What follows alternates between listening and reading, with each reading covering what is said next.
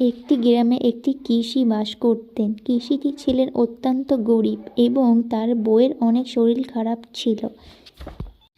বউয়ের চিকিৎসা করার জন্য তিনি তার জমির দিকে যান এবং কেমন ফসল হয়েছে সেটা দেখতে চায়। ফসল বিক্রি করে তার বউয়ের চিকিৎসা করবে এর জন্য, এবং কৃষিটির অত্যন্ত মন খারাপ ছিল। কৃষি তার জমিতে এসে দেখেন তার ফসল খুবই সুন্দর। কৃষি ভগবানকে ধন্যবাদ জানায় এবং মনে মনে খুবই খুশি হন। তিনি ভাবেন ফসল বিক্রি করে তিনি তার স্ত্রীকে চিকিৎসা করবেন। তিনি দৌড়ে তার স্ত্রীর কাছে যান এবং স্ত্রীকে জানায় যে তাদের জমিতে খুবই সুন্দর ফসল হয়েছে, সেইগুলো বিক্রি করে তিনি তার স্ত্রীকে চিকিৎসা করবেন। এবং স্ত্রী এটা শুনে খুবই খুশি হন এবং